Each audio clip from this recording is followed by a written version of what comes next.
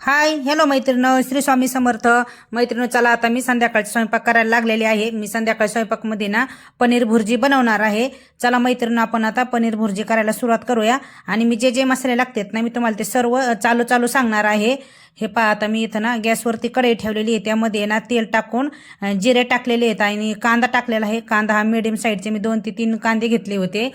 कांदा छान असा बारीक गॅसवरती मी लाल होईपर्यंत परतून घेतलेला आहे. कांदा एकदम बारीक कापून घ्यायचा आणि त्यामध्ये घातलेली मी आलं लसूण पेस्ट ती बी छान 1 मिनिटभर चांगली परतून घेते. आणि आपण आता त्यामध्ये ना सुके मसाले घालून घेणार आहोत.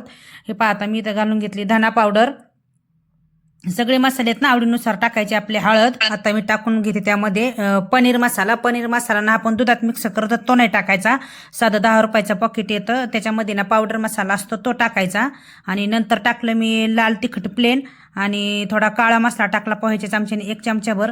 ते छान असं मिक्स करून घेतलं आणि एकदम बारीक ना चिरून टमाटे घेतले होते मी 2, ते पण टाकून घेतले त्यामध्ये. आणि टमाटे शिजायसाठी ना मी त्यामध्ये घातलं मीठ आणि हे सगळं मिक्स करून आहे ना 4 ते 5 मिनिट छान असं बारीक गॅसवरती टमाटा शिजेपर्यंत शिजून घ्यायचं. आणि नॉर्मल काहीतरी पोह्याच्या चमच्याने 1 ते 2 चमचे पाणी टाकायचं, म्हणजे काय होतं मसाला आहे ना खाली तो लागत नाही. आणि झाकण ठेवायचं त्यावरती, बारीक गॅसवरती शिजून घ्यायचं. चला आता ना मसाला पण शिजलेला आहे. मी त्यामध्ये घातलेला आहे 1 पळीभर तेल आणि त्याच्यामध्ये टाकते 2 चमचे बेसन पीठ घातल्याच्या नंतर काय होतं भाजी छान अशी मिळून येते. त्यामुळे कधी पण अशी भाजी करताना ना बेसन पीठ घालायचं. ते छान असं मी तेलामध्ये भाजून घेतलं. आता ते बेसन पीठ आहे ना सर्व मसाल्यामध्ये ना छान असं मिक्स करून घेते.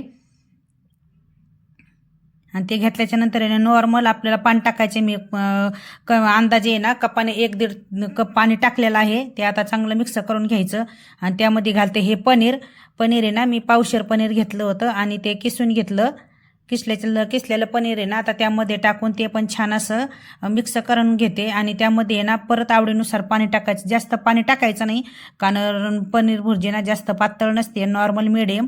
आता मी त्यामध्ये घातला थोडा गरम मसाला, परत मीठ टाकलं थोडं आवडीनुसार आणि ते पण छान असं मिक्स करून घ्यायचं. आणि त्यामध्ये मी ना आता थोडं तूप घालते पोह्याच्या चमच्याने. ते पण मी 1 चमचा तूप घातलेला आहे. आणि त्यानंतर टाकायची कसुरी मेथी छान अशी बारीक करून टाकायची पावडर टाकून. आणि त्यानंतर कोथिंबीर घालायची आणि छान असं मिक्स करून घ्यायचं ते तूप वगैरे घातलेलं. आणि ते काय करायचं परत आहे ना 5 ते 7 मिनिट छान अशी भाजी आहे ना बारीक गॅसवरती शिजून घ्यायची, कारण पनीरची भाजी जास्त वेळ शिजायची नाही आहे.